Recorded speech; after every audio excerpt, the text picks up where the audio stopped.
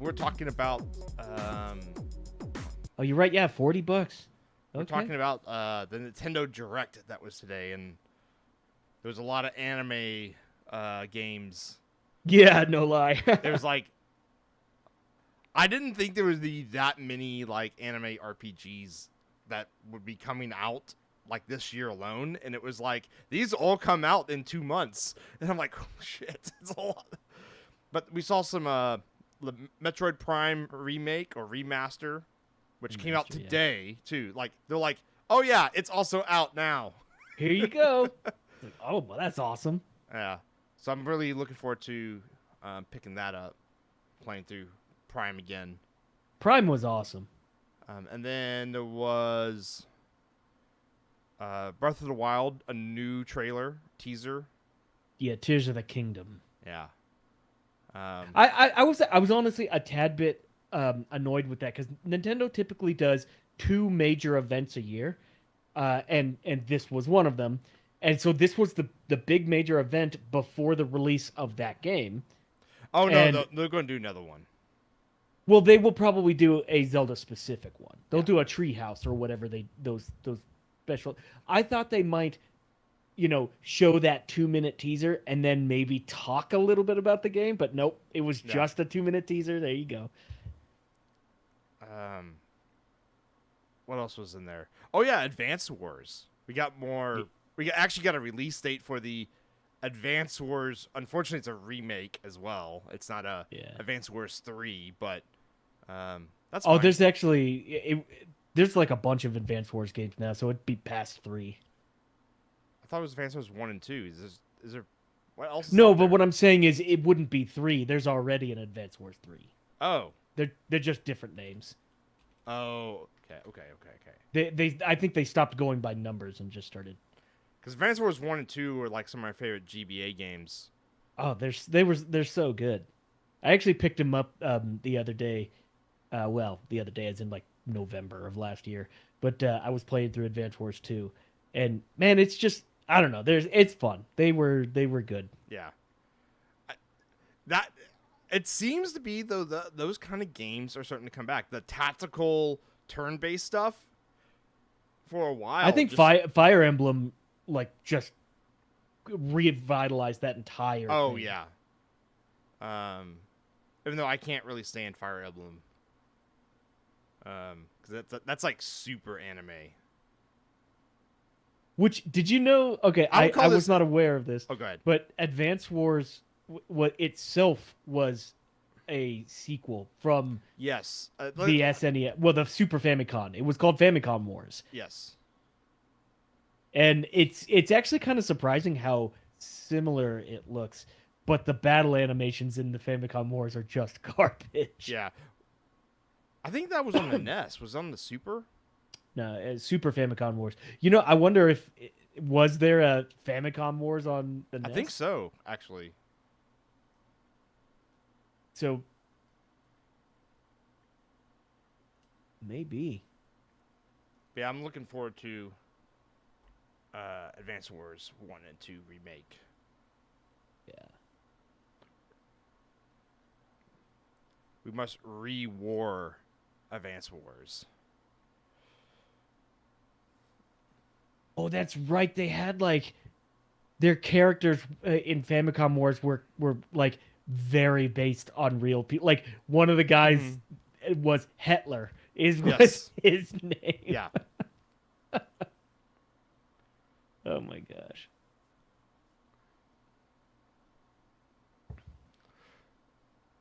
Super Famicom. Yeah, Octopath 2 is coming out that's real right. soon. We knew that was. They were like. They even said like they're like, we already know that you know this game's coming and it's like soon. They just but, wanted to show you some more. But they're like, here's like the trailer that's been recut. Yep. I'm really looking forward to that game.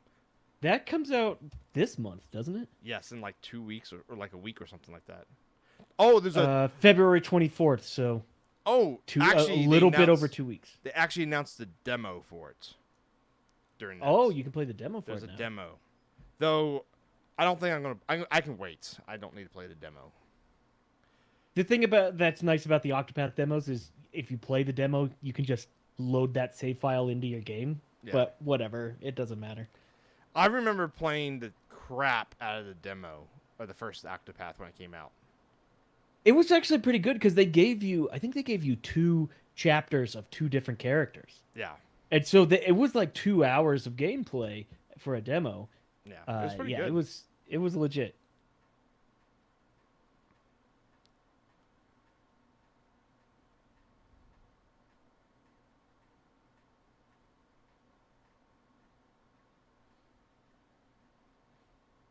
I had a Yeah, cold front that what moved in today. else was there?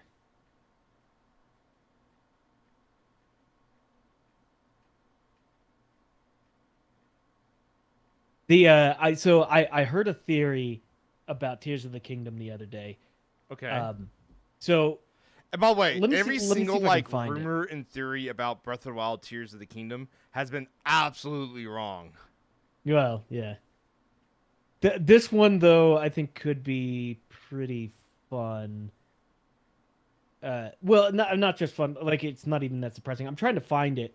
There's a part in one of the trailers where they go see an image on the wall, and it has a bunch of symbols around it, Mm-hmm. and the question is there's like 8 symbols or something like that, which would line up with other Zelda games' number of dungeons. Oh And yeah. maybe each dungeon you get a tier or something like that. And Okay. so it seems like they may have heard that and was like, okay, let's go to a dungeon system. I mean, that was really the only problem with Breath of the Wild. Was there was no like hardcore Zelda dungeons. I heard some commentary earlier today that I might agree with. The argument that well, okay, so almost everyone didn't fully enjoy the weapon breaking system, and that's just like you hear it all over the place. And weapon breaking systems are not bad, but perhaps they could have just refined it a little bit better. Maybe your weapon doesn't break, maybe it just gets crippled and does like half damage, and then there's a way that you can repair it or something like that. I just never.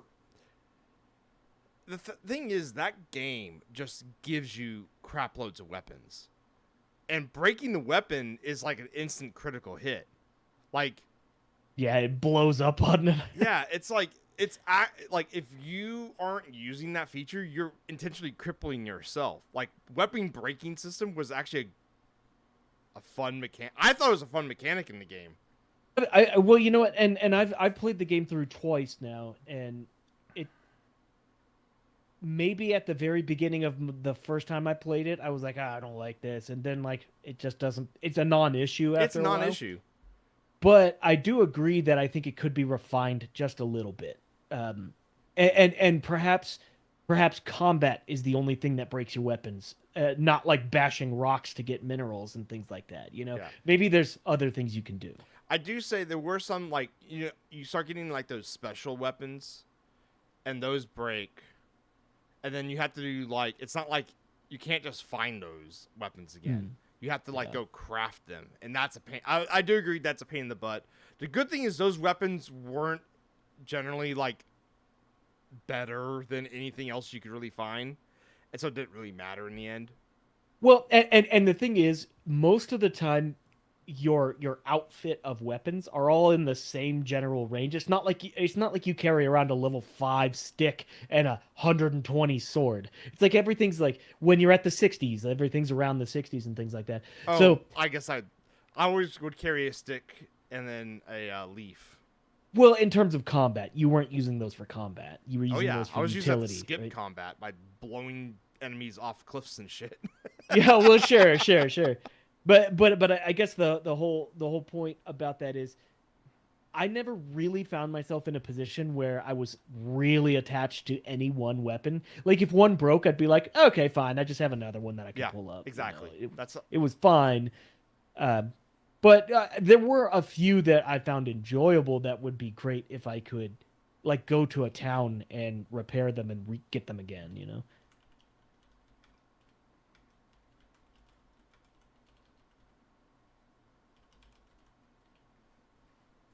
the Master Sword breaking and recharging was. See, the thing about that is, like, when I got them, as soon as I got the Master Sword, that became my utility weapon for breaking rocks. Yeah, because Like, that's dumb. I thought that the Master Sword should be the one weapon that shouldn't break. Hmm. That was my opinion on that. And So, their argument is it doesn't break; it just loses its power. yeah, and I thought that was. I'm like, it should just not break. And just be like, you can find weapons that do more damage than the Master Sword. That's okay, and those just break. But the Master Sword should just be like the one that banishes evil, right? Because that's the whole point of it. Yeah, whatever. Yeah. What's the point of even getting the Master Sword? Well, you don't need it to beat the game. That's for sure.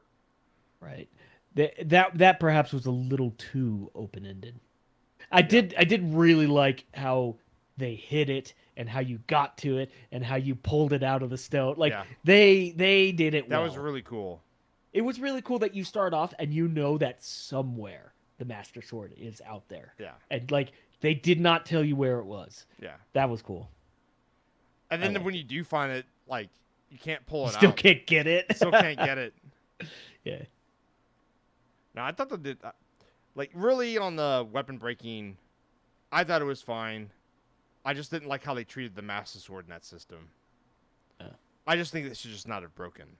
Because, like, by the time you get to that point in the game anyways where you can, like, pull the Master Sword out, like, you usually are stockpiled with weapons anyways, so it doesn't matter. And most of those weapons are already better than the Master Sword. Yeah, do more damage. So it's like, it should just Yeah. be the weapon that just doesn't break, and that's the only thing that's special about it.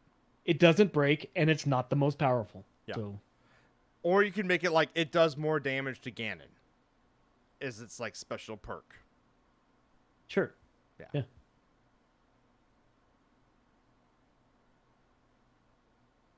Welcome to the Macrofab Engineering Gaming Podcast.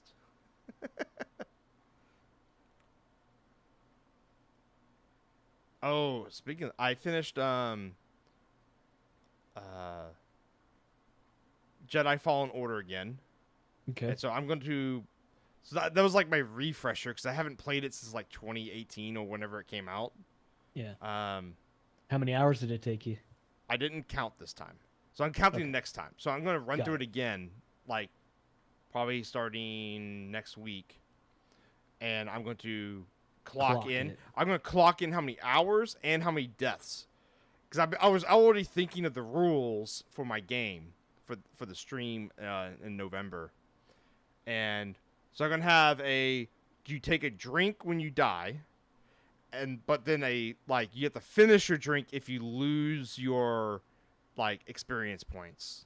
So how that works is because you never played like Souls games, like Demon Souls or Dark Souls or anything like that. So when you die, you lose all your experience that you have. Okay, but you can get it back if you kill the creature that killed you. Okay, and so and so that can be like well, that's how it works in the Jedi game. So in Dark Souls, it's like when you die, you leave your experience points on the ground, and you can just run and pick it up. You don't have to kill like the boss that killed you. You just have to run to your pile and You just get it. gobble yeah. up all your stuff, right? But Jedi Fallen Order, they changed it a little bit, where you have to like either kill or you have to damage the creature or whatever that killed you. And so if I lose my experience points, that is finish the drink. Wow. And it's a fresh drink. That's a whole drink. That's a lot. The good thing is that only happened once on my refresher run through. Yeah. So I'm like, okay, that's not too bad. And like at worst would be like, I think at worst was like boss fights would have been in me drinking an entire drink over like 30 minutes.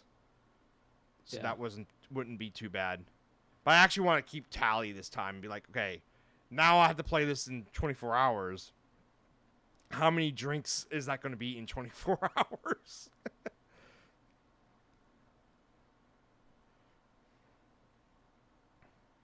So I'm already looking forward to it. I can't wait. And Jedi Fallen Order 2 comes out like this year.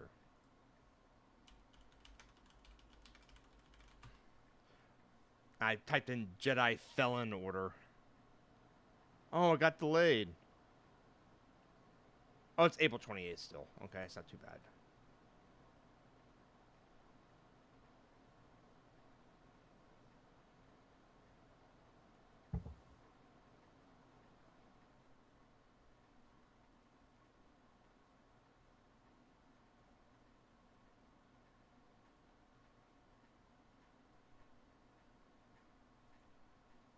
All right, you want to start the podcast?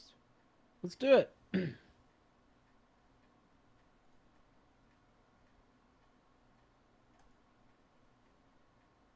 Yeah, it looks like it's recording on my end.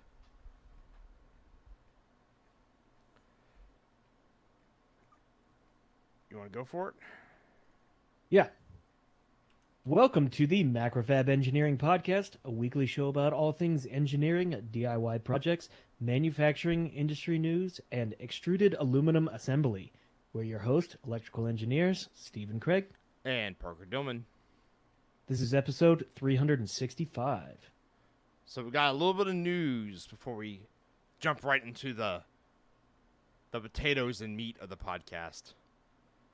So May 4th, we said this a couple weeks ago, but May 4th is the return of the Macrofab meetup in Houston, Texas. Still don't know total about the details yet. We're kind of focused on like the next piece of news we're about to come out to announce, but it should be a lot of fun. We're gonna have like food, beer, that kind of stuff. Maybe some talks. Networking opportunities. Yeah. Tours of our next piece of news, which is Macrofab is moving headquarters. We've been working really hard on our new facility, and like tomorrow I go to the office and pack up all my stuff so that they can get moved over there over the weekend. Oh, so Monday you start in the new facility? Yes. Yeah. Wow. Very So- cool. It's finally there. Yeah, so this weekend we're doing all the move. We've been working really hard to like get ahead on all our customer like orders and stuff, and so that we can like basically so our customers don't lose out on their shipment dates and stuff. Yeah, because there's inevitably a little bit of a downtime. Yeah, no matter what you do, there's going to be some downtime. So we've been building up to make sure we to minimize how much downtime we could have. Like I was at the facility a couple days ago. Like I did the first like full on like shop air system, like bring it all the way up to 130 psi over the entire building, which was nerve wracking, I guess. Yeah, out of curiosity, how long did it take to get to pressure? About 20 minutes. Okay. But that was also filling up because you have distributed air across everything. Yeah, right? everything. Well, most of that was filling up the big tank. Like that tank is like, I want to say like 200 gallons plus. It's a big tank. It's like 7 feet tall. Do you have it inside the building or is it's it now outside. external? External tank. Oh, nice. It's huge. Yeah. That's cool. And the compressor is like this big rotary compressor that I did all the servicing on, got it all up and running. But yeah, so I had like the valve closed to the building, and I brought the tank up to 130 psi, and then made sure I made sure like the safety valves and stuff was all working. Sure. And when I opened up, the thing was though, it's like, okay, the tank, the pre-existing stuff for this building, all that worked, but everything was new that had to test inside the building, like all the lines that we ran. And so it was like I slowly cracked open the valve, and you hear the air coming in, and Troy, who's the engineering director, he's like, Parker, we gotta go, because like this is like right before our big company meeting that we had yesterday, and he's like, we gotta go now, so you gotta like just open that valve up. And I'm like, Sure. So I Just just juice it. all opened the valve all the way and slamming the whole system with 130 psi, and we walked around and there was no leaks. Couldn't hear anything. I couldn't hear anything. Did you shut that off, or is it currently at 130? Oh, I shut it down. Oh, okay. Yeah, I bled the whole system. Because I didn't want to leave this because we got some more stuff to hook up. I'd rather like when we hook up the machines that the whole system is blown down just in case. We have like valve cutoffs at every single tap in the ceiling. But I try to be overly cautious about that. Yeah. So on the manufacturing floor, what are your ceiling heights? Is it large there, or Oh is it yeah, like the old that building? the tray system that I designed and put in is like 18 feet tall, or is it 16 feet? 16 to 18 feet off the ground, and the ceiling is like 3 times that. It's like a 30-foot plus. Yeah. ceiling. Okay. Yeah, I used to work in the building adjacent to it right out of college, and I've been to it before. Yeah. And seen that, but I didn't know if things were different than it. So your cable system, your tray system that you have going everywhere, do you have that connected to the ceiling, or did you drop feet down to the ground? And No, bolt them it's to the ground? ceiling. It's hung. Oh, okay, cool. Yeah, it's all suspended.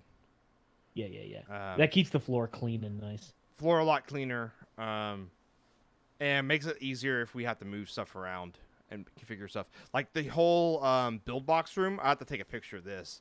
I designed the cable tray in there so that because the thing about our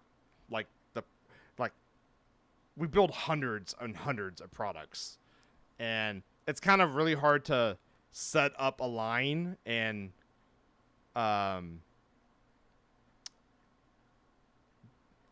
like a line that fits everything, right? Usually you have to reconfigure all the time, especially like the build box room, which is like because some products you'll be testing first and then you put into a build box, and then maybe there's like a functional test, or like there's programming, and all those steps can happen in different orders depending on the product. And so we wanted to make sure that we can configure that area in any way we wanted to really quickly. And so basically, like, there's an airdrop every 8 feet. And there's like 3 rows of those. Same thing with like electrical drops. Same thing with Ethernet drops. Like, everything is configurable. You could just set the room up to whatever you need at the moment. Anywhere you need it. You can put in electrical power. You can put down, the pneumatics, all that good stuff. Yeah. That can get expensive, but at the end of the day, like you look at this years down the road, and you'll be happy. I'm looking at this like another 5 years, right? And yeah. how we didn't do this with the facility that we're leaving now, and how much it like just bit us in the butt. Every single time we needed to change something, we just couldn't change it, or it took a long time to do it.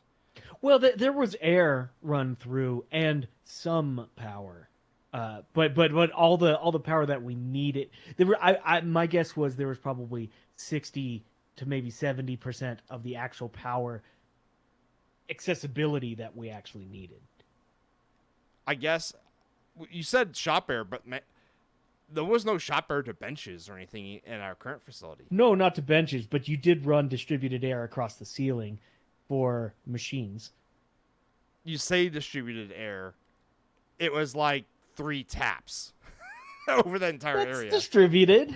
Not really. But not individual. You're right. Like you couldn't run if I had to go tools at your bench. That yeah. just well, let's just say if our current place over on Governor Circle, if I had to go put in a new airline, I'd have to bring the whole system down, cut the line, put in a T, and run it that way.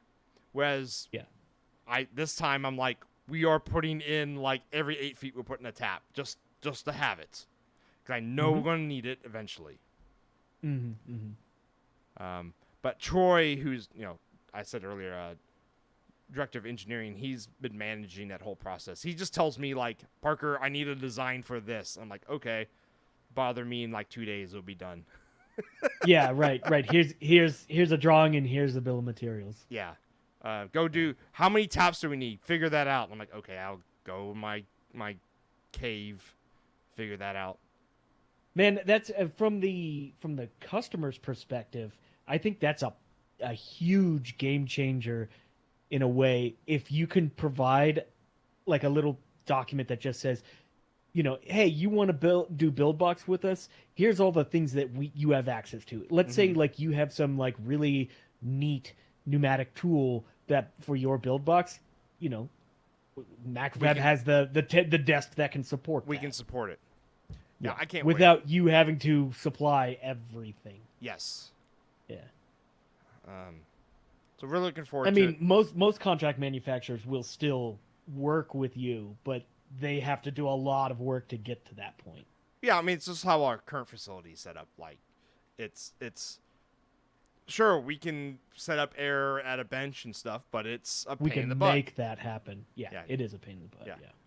It usually involves running a rubber hose somewhere, like 20 feet or 30 feet, right. and then tape it down. Right. So, but also Ethernet at every desk available. That's great. Yeah. Well, we don't have Ethernet at every desk. We just have Ethernet every so often, and so if we need it, you can pull it. You can get Ethernet at every desk. That's yes. Without just running it across the floor. Correct. Which is that's a good thing. I mean, the current build box room is Jory actually just messaged me saying, Parker, you haven't packed up your stuff yet. I'm like, I know, I'm doing it tomorrow. Like the build box room has Ethernet in it, but it's like dangled from like the air conditioning vents in the ceiling, which is always a lot of fun. But I'm really looking forward to like moving the facility that actually has like fresh paint. So yeah, it's gonna be nice. And it'll feel fresh and it'll feel new and it'll feel like a step up. Not feel it actually will be a step up. It will be a step up. Because you were at the previous facility on Hutchins Street before we moved to Governor's Circle, and while Governor's Circle, that was a step up. It was a step up in certain ways, and in other ways it was a step down. I would say for the engineering department to be in Houston, Texas, and go from a place that didn't have AC to a place that did have AC was a massive step up. That was a good step up. No, I agree there. But it was, some of the facilities honestly aren't as good. Like, the plumbing at Hutchins Street at least always worked. Yeah, you're right. Yeah, because the Governor's Circle backed up a few times. I mean, they had to cut a 4 foot by 4 foot concrete square out of engineering because all the sewerage ran underneath the engineering area at Governor's Circle, the Governor's Circle building. I remember that now. Yeah, and that was like what early on, where like Steve and I were just like, we're just gonna work from home this week, because that room just smelled so bad. I mean, we had a giant hole into a sewer right next to our desk. Right next to our desks. God, I forgot about that. That was good times. Well, okay, so Macrofab is moving to new headquarters this weekend. Also, some new stuff with Macrofab. What's we that, have a Parker? new website. Ooh. So macrofab.com has a fresh coat of, a new fresh coat of paint. Actually, it's honestly a lot more than that too. It's a lot more than just a freshen up. I was playing around it right before the podcast. It's snazzy. Everything about it is actually new. Snaz. Except the content, of course. Mashal and Chris Martin in marketing has done a really good job on that. And so the blog, all our content that we've written there, and also the podcast, that's there look really good now. They give us that we have more resolution for like meme images too. Because like every episode is a meme Not all picture. of them, but Virtually all of them. if I was gonna pick my favorite thing ever, absolutely favorite thing I get to do at Macrofab, you would probably see like the podcast order. No, it's actually making the image for the podcast. That is probably my favorite Putting thing. googly eyes on random things. Yeah, and it's like, 5-10 minutes of work, but that's just whenever I do it, I send it to Steven, and I'm like, get a load of what stupid thing I just made. So I love it now. If you go to the menu on the MacRab website and you go to resources, the very first item in there is now officially a MacFab Engineering Podcast page. I mean, we had that before, but it wasn't as prominent as it is now. And so you can go there and it's all slick and it looks really nice. And yeah, so go check that out. And all the meme pictures are all over the place. Like, I just scrolled down and here's Duke Nukem on top of a schematic looking at me. So, so good. All right, I guess we're 15 minutes in. We should probably actually talk about. Well, that was the news section. So that was the news section. Yeah. Okay. So The new first news thing section. I found something on Hackaday right before the podcast, and Parker's like, "Hey, let's talk about that." So there's an article up on Hackaday right now that's talking about using ChatGPT in video games to support NPCs, which for those who don't play video games, NPC stands for non-playable character.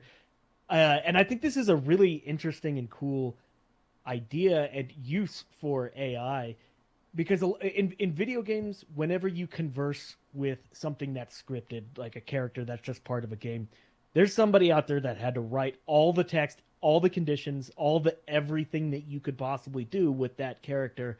And so it's inherently limited somehow.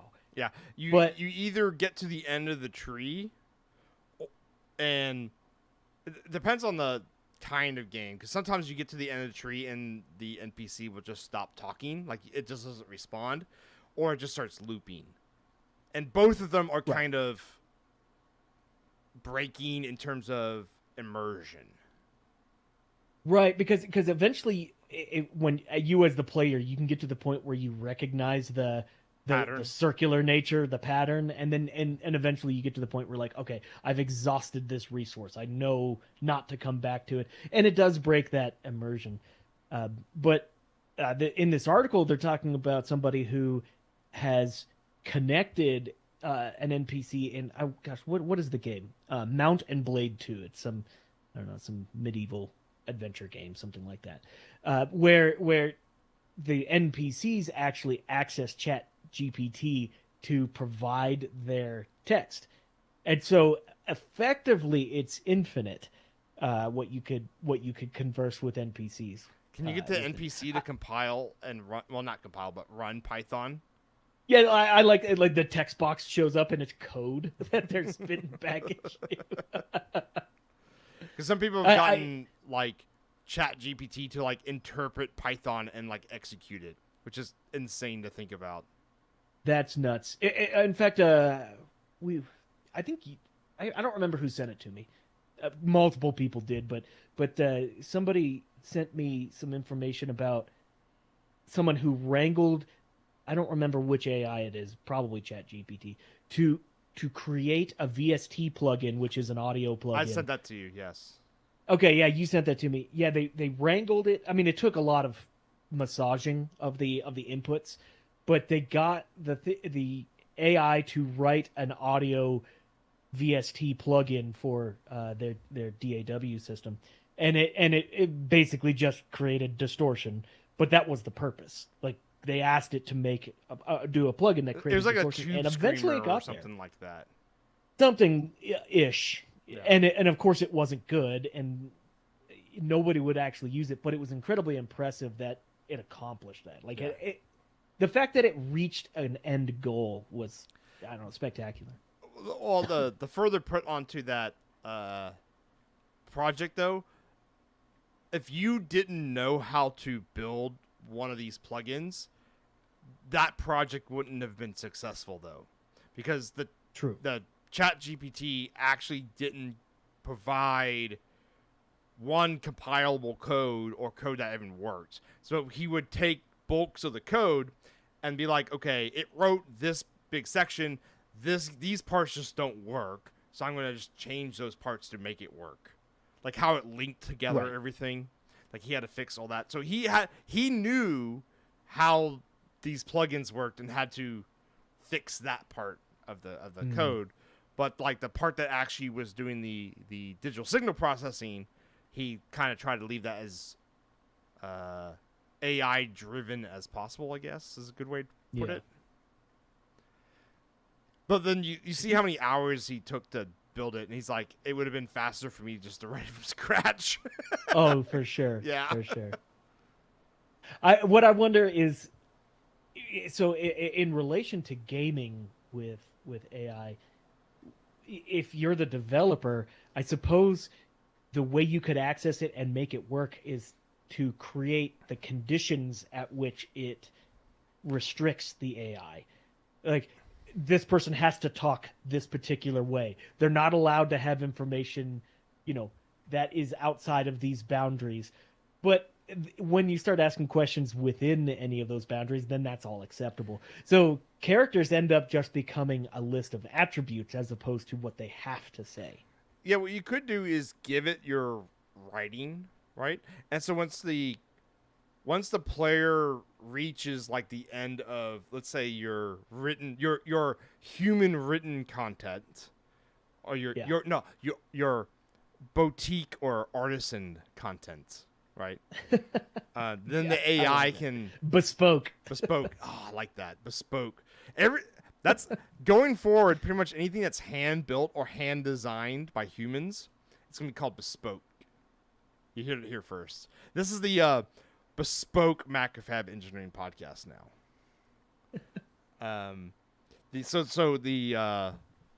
That NPC is, so you would get at the end of its tree, and then you could, like, instead of it going through a list of like because most games nowadays basically there's like 3 or 4 maybe things it just goes on loop of saying. Right. And so instead of doing that, you can just be like, okay, this was the decision tree, shove that into ChatGPT, and then ChatGPT will just generate stuff at the end that to kind of like to say. Though the problem with ChatGPT is it doesn't get annoyed. It's supposed to be like happy-go-lucky, right? It's supposed to be like a positive influence. Whereas it certainly has a heavy bias towards that. yes. And if like the player is like mean to the NPC, like it would be nice if like maybe it gets snippy. At the end it's of funny. its cycles. In games that, well, I guess all games are like this, but specifically, like I remember playing Oblivion, Elder Scrolls, and it's very easy to get characters mad at you. Like there are very direct ways you could choose choices in speaking, and they'll just be straight up pissed off at you. And ChatGPT would not do that at all. And the funny thing is, like, I wrote a question: how easy would it be to break and to just get the characters talking about anything else? And I feel like it would be so easy to just break the entire system. If they're just using the ChatGPT API as is, yeah, that would be super easy. Now, what you would do is you would take the model and then you would train it against your content as well, and so that it would become like a Mountain Blade NPC in this instance. Mm.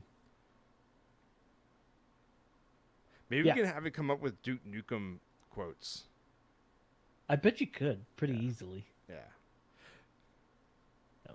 I don't know I'd like to see that. I think that'd be pretty cool. Although AI, the call and response time is pretty slow right now, so Hmm. that would be a big hurdle to pass because you don't want to be talking to an NPC in a game and have to wait, a minute for it to come up with just the answer yes to some question you asked it.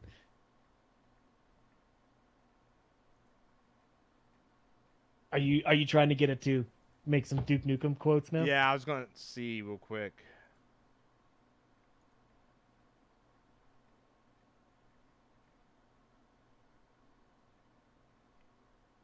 Sorry, this is very boring right now while I'm logging into ChatGPT. Can you Log just do in. like a quick trial of it? No, Oh no, no, I you already actually have have an to. account. You I have just to have to sign log in. into Yeah. it. It's just been a while since, so it's making me log in. Yes, we collect your data. Okay. Of course they do.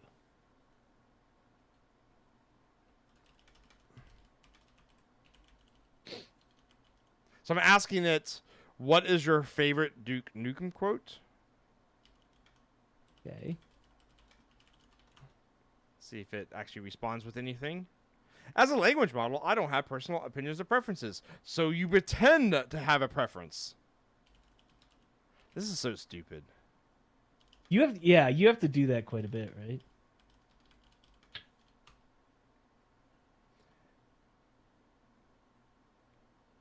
Sure, if I were to pretend to have a preference, I would say my favorite Duke Nukem quote is, "Come get some." Yeah, yeah. Uh, that's probably like the one that is the most common, right? That Yeah, you hear. I would Yeah, agree. makes sense. That's funny. Now I'm going to ask, if you wrote a new Duke Nukem game, what would Duke say? See if it comes up with anything new. I asked it to with As an a AI so model, I don't have the ability to create video games. Pretend that you have the ability to create video games.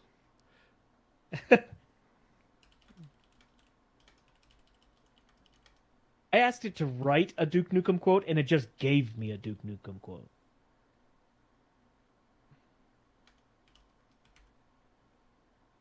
Wait, Okay, I got it. Okay. So it gave me five quotes, okay, new quotes. Looks like it's time to show these aliens who's boss, which I think is actually a quote. that sounds like one. Yeah. Actually I think it's looks like it's time to show or it's time to kick some alien ass. I think is actually the quote. So it actually kind of remixed it a little bit. Let's see Sure. if these baddies have what it takes to take on Duke, which I actually think that's in the game as well. This one's good though. I've got an itchy trigger finger. It's time to scratch it. No, that's in the game too. Yeah, I think it's giving you straight up Duke quotes. Yeah, these are just Duke So quotes. so I asked it write a new Duke Nukem quote, and this is what it gave me. It says, "I'm the king of shooters, the king of cool. I always come out on top. School." School. So It, like the actually last word is just school. it was like I need to rhyme something here. Yeah, exactly. uh, So there this was is fun. the person who is in charge of OpenAI, which has released this Chat GPT thing, is like his quote is something like Chat GPT is going to like put an end to capitalism or something like that. And if it's going to be like that, then go for it.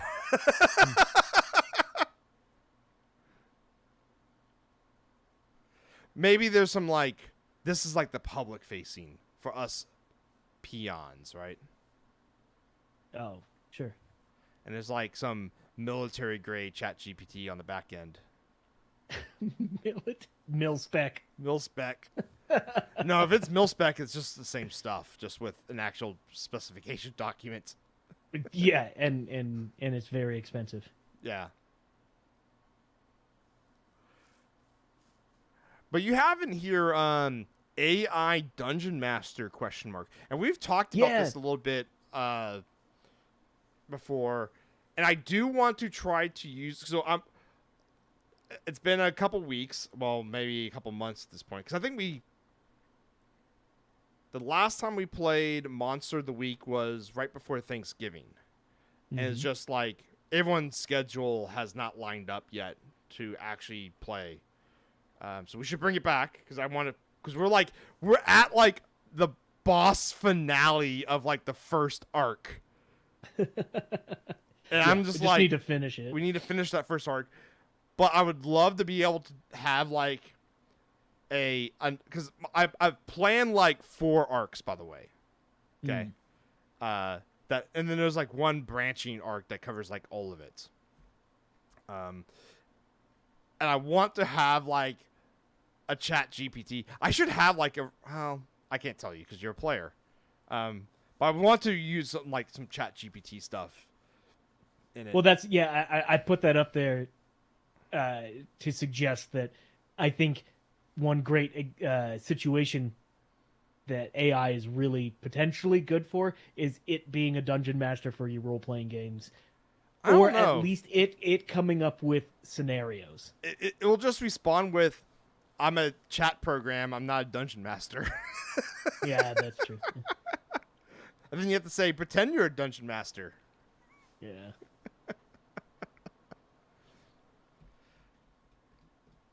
I think that's really frustrating. That's how you have to get around whatever that is in its code. That you have to be like, pretend. Because, like, you don't say that to a person, right? No. You go, hey, Steven, come up with a Duke Nukem quote. I don't go, hey, Steven, pretend to come up with a Duke Nukem quote. Pretend to be Duke Nukem and then come up with a quote. Yeah. Yeah, it just feels silly. Because humans catch on to context very quickly, and AIs do not. Well, no, I think it's programmed to not do that. Yeah. I don't know why. It must be some kind of legal thing. Because it does seem to do it more now. Like, every single time I ask it for like a question or whatever, it just says that first. I'm like, this must... And when it was first released, it didn't do that. So I wonder if that was like... It's like legalese, like, junk. Is that even a word? Legalese? Yeah. Yeah, it is. It is. Interesting. I thought I made up a word. Nope.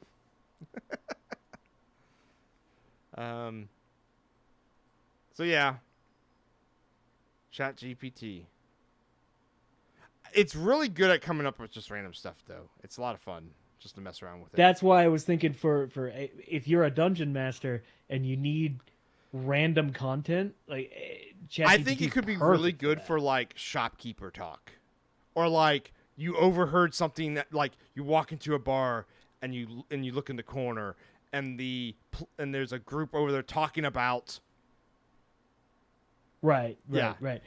Or if your characters go and talk to some random person and you need to just quickly generate someone that, or a character that has unique facial characteristics or something like that, you can have ChatGPT like design the character and describe it real quick. Yeah, well, it might be like if the GM or Dungeon Master like stops for like 30 seconds to like type and then hit enter and then wait another 30 seconds to respawn. I don't think that's going to work really well with the players. But if you could have done it. You pre-generate. Yeah, I would just pre-generate stuff. Yeah. For sure, because that would make more sense. Because then you could generate stuff, and if something doesn't work, you can just use the content later. By the way, that's like the super secret sauce of a GM or a DM is like, if your players don't run across like content that you made, you just use it somewhere else. It doesn't matter. Oh yeah, they don't know. That no one, only you know. Yeah. Also, just generate 10 different characters, and then when your team comes to it, roll a d10, and that's the one they that's the one talk to. Yeah, they pick. Yeah. Now we're getting real Yeah. outside the bounds. Yeah. Well, the topic is Chat GPT and PC. Yeah. So Yeah. um, it's interesting. I still don't think it's. We have to see. I still don't think it's going to completely 100% change everything. Remember when the last thing that came out that promised to change the world as we fundamentally knew it. What was it? What? Oh gosh. No, it didn't do this, but what claimed to do this? Can you give me? I'm coming up blank, but can you give me like a time frame? What? Like what? Mid aughts, I want to say. What? Hey, Internet 2.0? Like I don't remember what.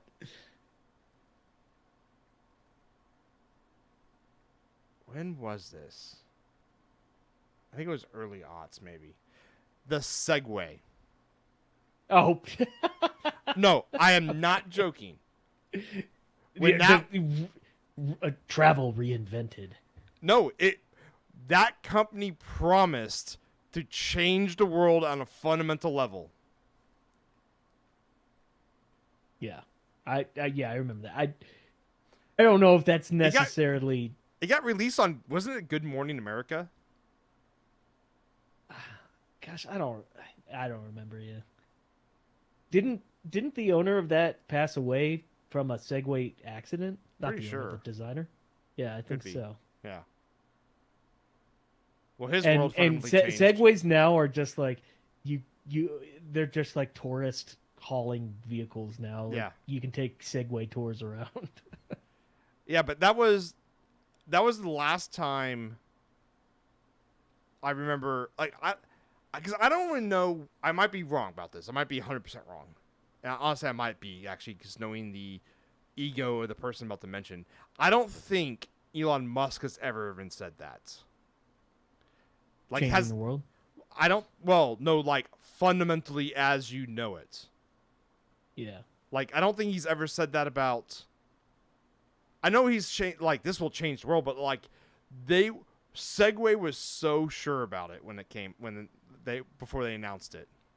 I would say the three that like PayPal, SpaceX, and Tesla have all done more than Segway. You're right. I would agree with you, because PayPal changed how we do digital transactions on the internet. Tesla actually made it so people would want to buy electric cars, and SpaceX has kind of commoditized. How do you say that word? Commoditize?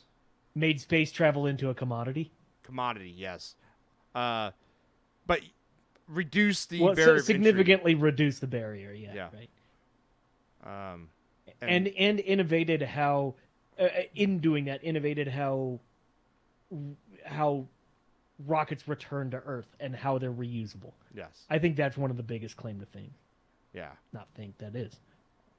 Maybe I need to like look into that more and see if what Musk's claims were at the start of all those projects. Because I could be wrong there. I just don't remember that. I just remember Segway being such a big deal, and then it came out, and everyone was like, "What the hell is this?"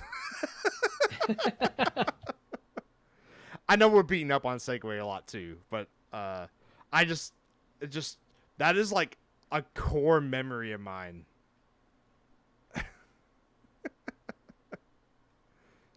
Yeah, I recall that also. But the funny thing about it is I remember even when they were fresh, everyone was kind of like, "Yeah, this doesn't seem like." I mean, it's neat. It's a novel way to get around, but Yeah. yeah, Okay. it's not going to fundamentally change everything. This is it. I found the video. I will post the video in their show notes. But yes, it was Good Morning America, December 3rd, 2001. Yeah. And I'll have to rewatch it because I think I vividly remember for some reason this video.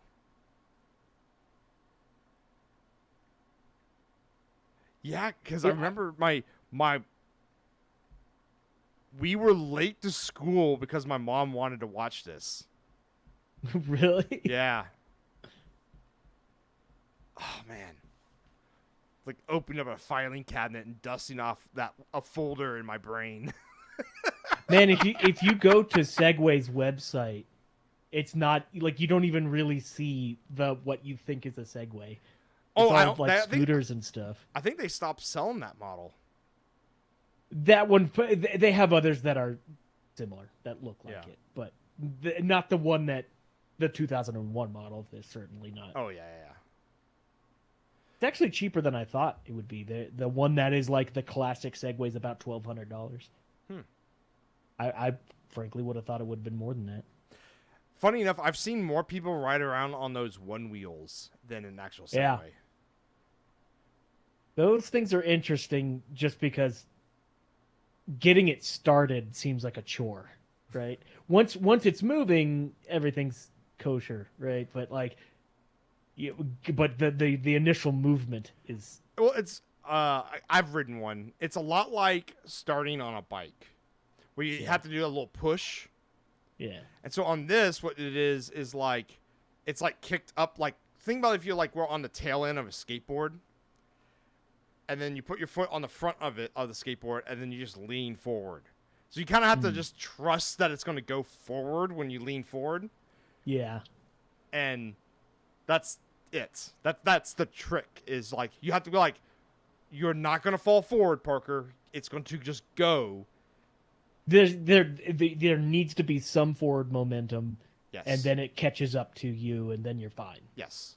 And it never really feels like you're going to fall over either, because it kicks in, I should say. That's not the right term for it, but it like ramps into it like smoothly. So it never feels Yeah, it like doesn't you just fall like forward. impulse you into No, it it. doesn't impulse you into it. But it's one of those like, if I was doing this on a skateboard, I would just face plant. Right? Because the skateboard wouldn't move when you lean forward, and you would just tumble over the front end of it.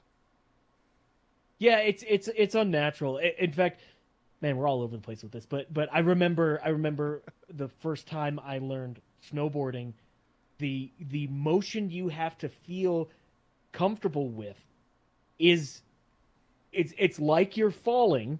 You have to lean into the angle of the mountain, and you're not going to fall, and it feels right when you do it correctly, and it doesn't feel like you're going to fall, but literally you put your weight towards the slope, and then everything is fine. But it's just it's unnatural. I think that's why on those kinds of sports, the younger you get into it, the like you are just going to be better at it no matter what. Like I didn't really ski as a kid, and I started snowboarding in college. I'm never going to be as good as like a kid that started when they were like 8 or 10. Oh, Like, I mean, that's never. true of so No matter- many things, though. Depends. Like sometimes, like like when that kid is my age, they're going to be better at it than if I started now. But like eventually, there could be stuff that if I started now, I will be able to master. I don't think I could ever master, even though I like went every day. I don't think I could ever master snowboarding or whatever because it's just innately not built into me at such a young age. Though that could also just be if I did it every single day, then yes, it would eventually become ingrained. I don't think you're of the age yet where you're over the cliff of being able to gain that, I don't know, that sense of how your body needs to work. Yeah, could be. Maybe I'm wrong there. Maybe there's a study about that I could read up on. Maybe you just move up here and become a mountain bum and snowboard every day, and then report back in like 20 years if you're a master or not. Yeah. All right. Let's move on from our ChatGPT NPC snowboarding topic. Over the weekend, I designed a battery box for my 1965 Checker Marathon. why a battery box and why like so the battery on most cars, in the Checker as well, goes under the hood, right? The problem is I don't have space under the hood. Like there's a bigger engine than stock, has a turbo in there, a bunch of other stuff. It just won't fit. You've just filled it all up. It's gonna be filled up. Okay, everything. So I need to move the battery somewhere else. And usually, when that happens, you put it into like the trunk of the car, because there's a lot of space back there, right? So we put it in the trunk of the car.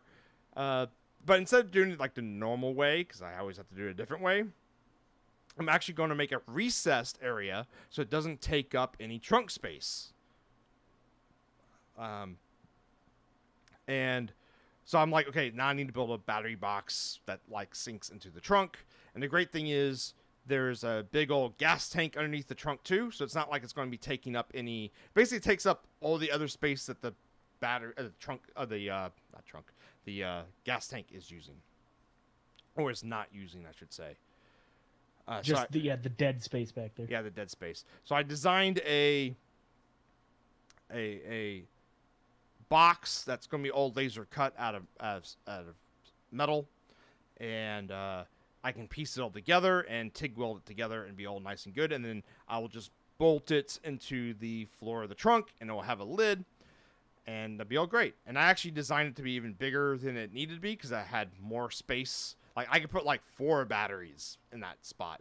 So I'm not gonna put 4 batteries, but I'm gonna have all that space for tools because it's an old car and old cars like to break. The thing was the material I was going to build it out of, because I thought about just using steel because steel was cheap, but the problem is it's a battery, and even sealed batteries do develop leaks over time, and that's a problem because steel will get corroded by the acid and eat away. That's actually most of the time in old cars, that's like the first thing that gets rusted away is like the battery tray will rust away. And so I'm like, oh, what about aluminum? Aluminum would work great, except I still haven't really mastered how to TIG weld aluminum yet. I practice every so often. Like, I think about like 3 times a month, I will sit down at my bench and try to TIG weld aluminum. And it's getting there. And then get frustrated. It is getting there, but it's still like, oh, this is ugly. Or like, sometimes it'd just be like the same material that we used last time and welded on, and it just won't weld. Mm-hmm. Like, it just won't break through the oxide. I'm like, I have no idea what I'm doing wrong. And I can't break through the oxide. And then you go watch someone on YouTube, and it's like they're welding mild steel. Yeah, exactly. So, to get around that problem, because I'm like, I could sit down and actually make this out of aluminum and weld it, and basically force myself to learn that way. But I was like, I know how to weld. I know how to TIG weld steel and stainless. I'll just make it out of stainless instead, and just have the bling factor, right? So is stainless corrosion resistant for battery acid? Yeah, it's corrosion resistant. Or corrosion resistant enough. I like that. Yeah. So I got it all made at Send Cut Send out of 1/8 inch 304 stainless, and I'll post a picture of the box I designed on our chat notes. But basically, it's like it's 12 inches by 21 inches by 8 inches deep, and then with just like a lid. I'm not even gonna put a hinge on it. It just has tabs all the way around it that the lid just sits on, and battery goes in there and just will have like a hold down that holds it into it. And then I did make like a flange that went all the way around that sits into the trunk pan of the car, and then I made another flange that will actually have the threaded holes for all the screws that can go up from the bottom, so it will sandwich the trunk steel in between these 2 plates of stainless. And I'm hoping, I mean, I did some rough calculations on like how much this thing would flex, because a battery's like 40-50 pounds, so it's not an insignificant, and plus going to put tools in there. I didn't want to just like it rip out the bottom of the trunk when you go over like a speed bump. And I'm pretty certain that won't happen. I like that. Pretty certain. Pretty certain. Pretty certain. Pretty certain enough. Yeah, pretty certain enough.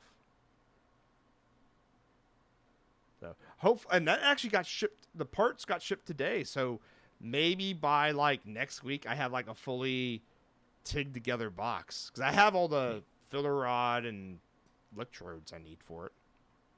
Sounds like fun. You know what's funny is I used to have my MIG set up where I could MIG stainless. But then I got my TIG and I traded in my old tank of Trigas for argon. And now I can't MIG stainless. Yeah, but you have, I don't know. I had the perhaps proper a tool superior. It is superior. Yeah. And the great thing is it's all going to be laser cut aluminum. Keep saying aluminum. Laser cut stainless. And so the joints will be really tight when I put everything together. And so it'll be really easy to tack together and put it into the shape it needs. And then I can lay the bead down. It should be pretty easy. Well, and on top of that, you mentioned you're still practicing TIG. I mean, you're capable for sure, but MIG's your baby, really.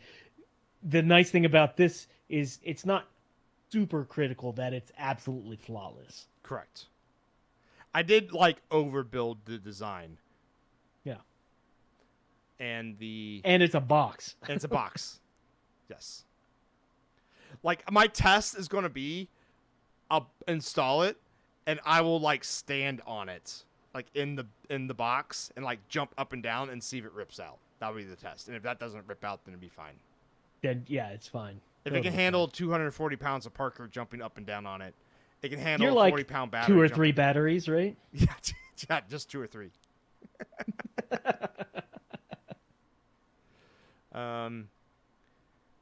And oh man, we're at 51 minutes, so we're running out of time. So let's go right on to. We'll skip your topic because your topic's quite long, and it's and CNC. Actually, that works better because so just I got parts for the CNC and I'm building it. That's my update right now. Next podcast, I'll have a better update because I'll have it actually all together. So we'll talk about it next time. So the cat feeder unreminder. The schematic is complete. It's been complete actually for like 4 weeks now. I have a GitHub link on my website. I'll put the GitHub link in the show notes as well for the schematic. And so I've been bench testing it for about that long too, and it's been working quite well. It's not fully done like on the bench. Like I'm not lighting up I'm not activating all the segments. I'm just doing like 1 or 2 segments because that'd be just a ton of wires. But I'm basically just testing, does it provide enough power? It actually does work really well, the solar power system. And so what I did do was I designed basically you would think the next step would be do the layouts. You'd be wrong though. The next step is actually doing the enclosure, because the enclosure, the construction in the enclosure, I kind of want everything to slide together, and then use the PCB to captive the solar panel in the enclosure, and then put in a plexiglass cover over that, so you can see the display in there. Mm-hmm. And so I'll post a picture in our show notes. But Steven, if you scroll down through the notes, first you'll see the battery box, and then you'll see the enclosure. I was about to say, that's a really beefy cat feeder unreminder. Yeah. And so. Oh, okay, yeah, I see that. That's pretty cool. Yeah. And so I made it so that the enclosure itself, I can 3D print it really easily. Basically, you would stand it up on its back end, and then there's no overhangs to print it that way. Everything's vertical. Yeah, so everything could be printed easily. So the first thing that does is basically there's a groove all the way around the lid of the box. And that's where the solar panel will slide in. And then the PCB will have 4 holes in it. And then in the enclosure, I'll put some heat set brass inserts. and so I can thread and screw in the PCB.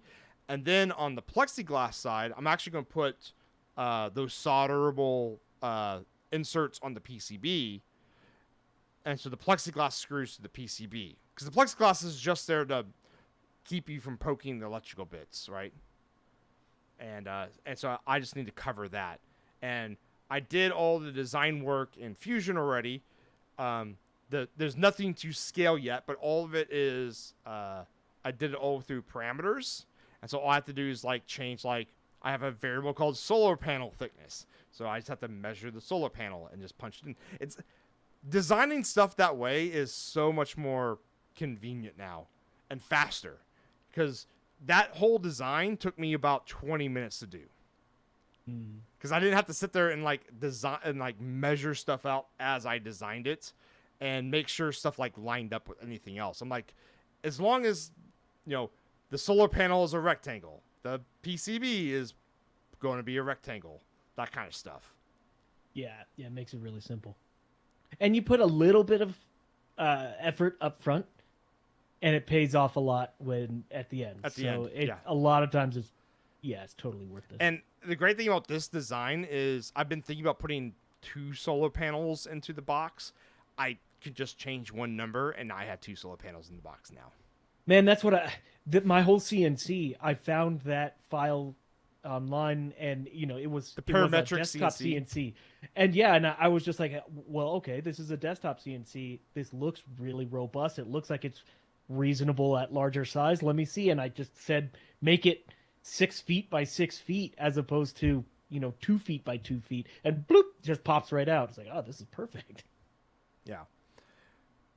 So I'll post all that design too, 'cause you'll look at it and be like, the solar panel is thicker than the PCB, which doesn't make any sense, but it doesn't matter for this design. I just have to go in and change the actual dimensions of everything, and then it will print. At the end of everything, once the unreminder is built and commissioned and in service, where's it actually going to go? Is it going to mount to your wall? Like how's the user interface? I was going to like Velcro it to the top of the cat food bin. Oh, okay. Got it. Yeah. So actually, like, it's the cat eats on top of like the washer and dryer. Like, there's like a counter top in my utility room, and I had the food bowl up there, and that way the dog can't eat the cat food. And so by the cat food bowl is just a big Tupperware container that has all the cat food in it, and so I'm just going to put it right up on top of there. Got it. Super simple. Unlike I wasn't sure if this was going to be like a piece that hangs out like next to the clock in the kitchen, and you could go and press the button on it. I didn't know if this was to be hidden or out in the open. It could be both. It's not even hidden anyways. It's just it'll be sitting on top of the utility countertop, utility room countertop. So pretty cool, man. Yeah. So next week we'll talk about the CNC and how welding a ginormous battery box went. If I have time to get around to it, I'll also try to talk about the cold welding PCB, because that's right, you got those in. What really sucks, I mean, it feels like ultimate Christmas, but it also sucks. For whatever reason, there was a lot of shipping delays between a lot of different stuff that I ordered, and all of my projects came to me in like the span of like 2 days. So I got tons of stuff. Like, I mean, my wife was like, what's going on? Because there's packages all over the place. Stuff I had ordered months behind previously all came in all at once. So now I'm like, what do I work on? I have 7 PCBs here. I have my entire CNC. I've got all these other things that are all just, I don't know. It all happened at once. So for sure I'm building the CNC this weekend, but if I have some time, I want to build up the cold welder and start giving that a shot. So look forward to that next week on the MacFab Engineering Podcasts. We were your hosts, Parker Dillman. And Stephen Craig. Later, everyone. Take it easy. thank you, yes, you, our listener, for downloading our podcast. If you have a cool idea, project, or topic, let Steven and I know. Tweet us at Macrofab, at Longhorn Engineer, or at AnalogENG, or email us at podcast@macrofab.com. Also, check out our Slack channel. You can find it at macrofab.com/Slack. All right, so while everything uploads, That was almost a Dragon Ball Z on the next exciting yeah, I know. episode. Oh, I should have done that. Yeah. Oh well. Oh, so classic. The next iteration of the Slack channel. So Steven, okay. So we're going to keep the Slack channel as is. Marketing still doesn't really know what they want to do yet on it. Like, I'm like, y'all need to tell me what to do. So in the meantime, though, I'm going to set up I'm not going to say this on the podcast yet until like I'll record it on the podcast, because like, I don't care if people know about it because we're still live. Right. I'm going to set up an old school style form or Stack Exchange style site on mfr.io. Oh, you still have that, don't Yeah, I you? still have that. Yeah. So we used mfr.io was like internal like development tool stuff server, and then we did some changes on the on our internal side so we can like host it on our actual legit stuff. And so mfr.io, just the server, I just deleted the server, and just that, I don't think it goes anywhere. Shouldn't go anywhere. Cool. Yeah, good. Domain DNS error. Good. That's what should happen. So what I'm gonna do is I'm gonna set up mfr.io to be our this experiment, right? And I'm gonna try to run it. Basically, when I come up with it, we'll announce it as being like, hey, this is where we are going to be shifting our content, our community to, and see if it actually happens. So we're not going to shut down the Slack until basically I want to see is, do we have traffic moving there? And if basically keep the Slack up until basically we see that the Slack is finally dead. Because basically we will stop pitching the Slack as, we won't say like, go to macfred.com/Slack. We'll go, hey, go to macfred.com/ or just go to mfr.io for community stuff. Because it could also be like no one wants to actually do an old school form anymore. And people want chat. But I'm looking at it as like, I want it to be indexable by Google. So I'm like, okay, it has to be like a form style where Google can actually index it. Right. And then and I want to combine it with like our knowledge base and that kind of stuff. That's on our website. So, also going to make that our swag shop. So I've been working on that too. Swagatorium. Yeah, so people can buy T-shirts.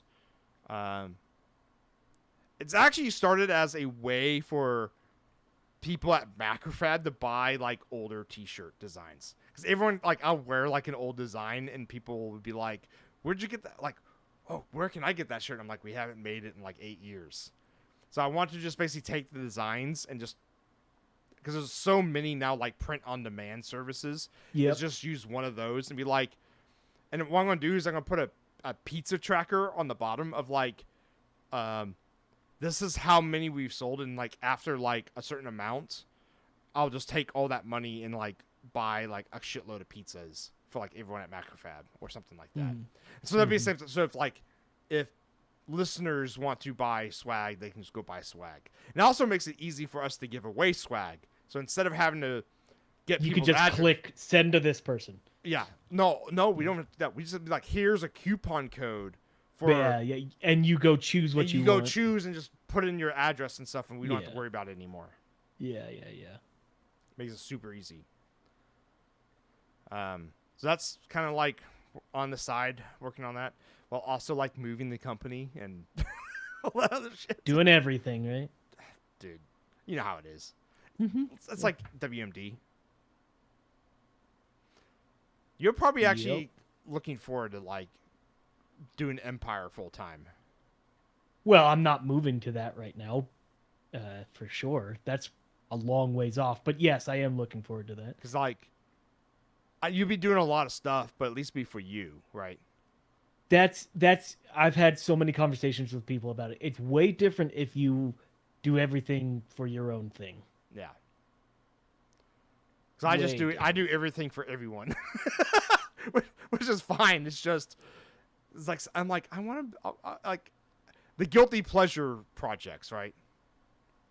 Like I want to do a swag shop, but Yeah. it's like, what's the return on that, Parker? A pizza party like every 6 months, maybe. Right. Like none None, effectively. none effectively, yes. Yeah. So, but I want to I want the swag shop to be as like transparent as possible. Yeah. Like in terms of like it needs to like get some revenue so like the server can run, but I know there's always going to be extra. And then so it would be nice if like I can turn that into something for like people at the fab. Yeah, for sure. May the 4th, that's a Thursday. That's probably, yeah. I was thinking maybe I'd fly down for that, and just hang out, but that might be a little too hard to do in the middle of the week. Whatever. Let's see. I think I got the recordings already. Okay. Let me just double check. Download wave.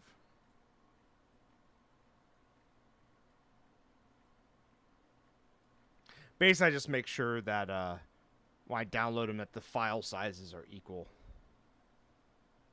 And they Yeah. are. All right, That we're good to works. go. All right, man. Later, everyone in chat. Later, Steven. Later.